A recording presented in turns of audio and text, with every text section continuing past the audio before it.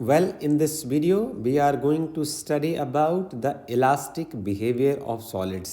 इस वीडियो में हम सॉलिड्स के इलास्टिक बिहेवियर के बारे में चर्चा करेंगे। देखिए, इलास्टिक बिहेवियर के बारे में हमने जो इंट्रोडक्शन वाले पार्ट में पढ़ा था कि एक बॉडी जब इलास्टिक बिहेवियर शो करती है तो वो डिफॉर्मिंग फोर्स लगाने के बाद अपनी सेम शेप को रीगेन कर लेती है। हम चर्चा को शुरू करते हैं। सॉलिड्स की हम बात करते हैं। सॉलिड सबसे पहले हम सीखेंगे कि बनता कैसे है।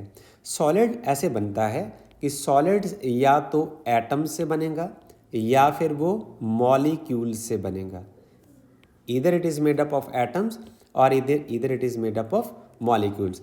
तो यदि एटम्स जो हैं वो एक दूसरे के साथ ऐसे करके एक सॉलिड में अरेंज होते हैं, they are tightly bound to one another, या हम इसी तरीके से हम मॉलिक्यूल की शेप को भी ले सकते हैं। वो ऐसे एक सॉलिड बनता है और उसमें सभी एटम जो होते हैं वो बहुत एक दूसरे के साथ चिपके रहते हैं।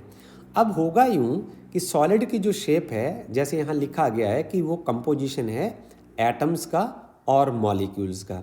यदि आपका सॉलिड्स एटम्स का कंपोजिशन है तो एक फोर्स जो उन एटम्स को सॉलिड में बांधे रखेगा उसको हम बोलेंगे इंटर एटॉमिक फोर्स। इंटर का मतलब बीचों बीच में, तो सॉलिड के एटम्स के बीच में जो फोर्स लगता है उसको हम बोलेंगे इंटर एटॉमिक फोर्स। यदि आपका जो सॉलिड है वो मॉलिक्यूल्स की रेपिटेशन से बनता है तो जिस फोर्स से जो मॉलिक्यूल्स हैं वो सॉलिड में रिपीट होते हैं या बंधे रहते हैं, उसको हम बोलेंगे इंटर मॉलिक्यूलर फोर्स। एक ऐसा फोर्स जो मॉलिक्यूल्स के बीच में लगता है उसको हम बोलेंगे इंटर मॉलिक्यूलर फोर्स। अब इन फोर्सेस की वजह से आपका जो सॉलिड है वो स्टेबिलिटी को गेन करता है। इंटर मॉलिक्यूलर फोर्स और interatomic force is solely responsible for the shape of the solid. हम आगे परिकल्पना करते हैं कि फॉर एग्जांपल आपके पास कोई एक सॉलिड है, जैसे फॉर एग्जांपल मैंने एक शेप कंसिडर कर ली।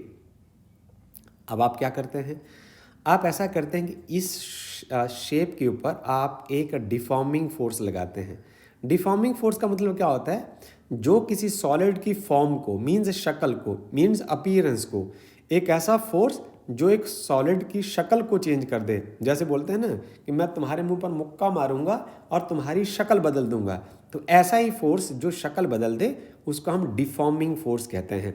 तो जब डिफॉर्मिंग फोर्स आप इस सॉलिड के ऊपर लगाते हो तो क्या होने वाला है, सो एटम्स के बीच का जो डिस्टेंस है वो चेंज हो जाता है। There is a change in interatomic distance और change in intermolecular distance.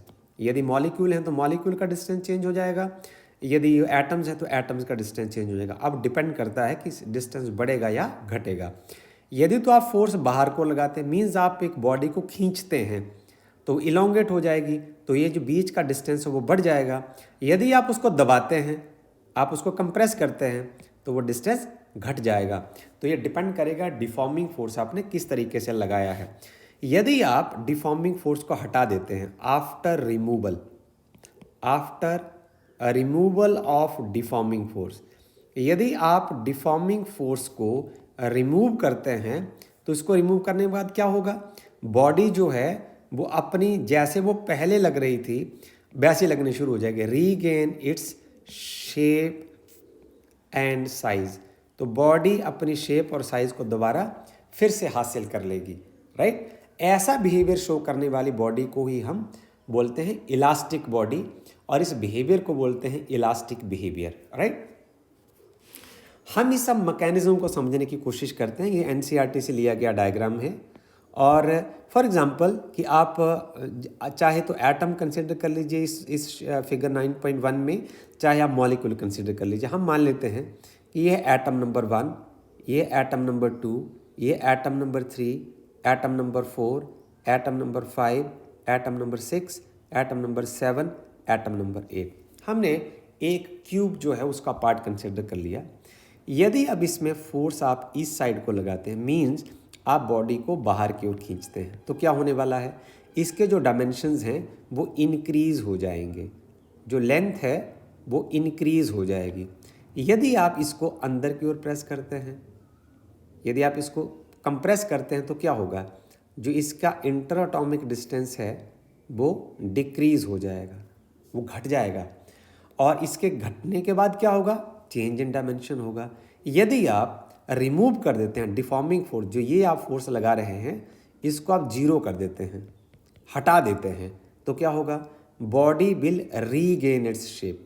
The body will regain, ऐसा होने वाला है, regain its shape and size. तो बॉडी अपनी शेप और साइज को दोबारा फिर से रीगेन कर लेगी, मतलब बॉडी अपने ओरिजिनल डायमेंशंस के ऊपर आ जाएगी। The body will regain its original shape and size. Okay, so ये एक स्प्रिंग बॉल मॉडल है जो हमें ये बताता है कि एक बॉडी जो है वो अपना इलास्टिक बिहेवियर, एक सॉलिड बॉडी जो है अपना इलास्टिक बिहेवियर कैसे शो करती है। तो कुछ जो साइंटिस्ट ने एक्सपेरिमेंट किए उनमें से एक का नाम था Hooke's. He was very renowned scientist of his time. तो 1635 से लेकर 1703 ईस्वी तक उनका जो है जीवन काल रहा। उन्होंने ये कहा कि अकॉर्डिंग टू दिस लॉ, उन्होंने एक लॉ दिया कि एक बॉडी में इलोंगेशन प्रोड्यूस होगी। एक बॉडी को जब आप खींचेंगे तो कितनी ज़्यादा खींचेगी वो इस बात पर डिपेंड करता है कि आपने फोर्स कितना लगाया है। जैसे उदाहरण के लिए हम ऐसे लिखूं, यदि मान लो आपके पास ये रहा एक, ये देखिए ये रहा आपके पास एक स्प्रिंग, और स्प्रिंग के बाद इस टाइम उसकी कोई लेंथ जो है वो L है। यहाँ जो अप्लाइड फोर्स है वो 0 है। दूसरे केस में आप क्या करते हैं, आप इस स्प्रिंग के ऊपर एक फोर्स लगाते हैं और आप इसको खींचते हैं। When you extend this spring here, force is not equal to 0. What will happen then? इस केस में इसकी जो लेंथ है वो चेंज हो जाएगी, L प्राइम हो जाएगी।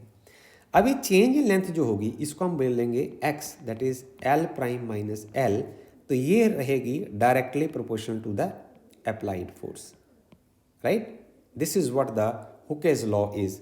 और यदि आप प्रोपोर्शनलिटी को हटा देते हैं then F is equal to minus KX। So इसको हम डिस्कस करेंगे ज़्यादा नेक्स्ट आर्टिकल्स में, अभी तक इतना काफ़ी है। सो यदि कंप्रेस करेंगे तब भी ये लॉ ऐसे ही लगेगा। This is all about the elastic behaviour of solids. Thank you.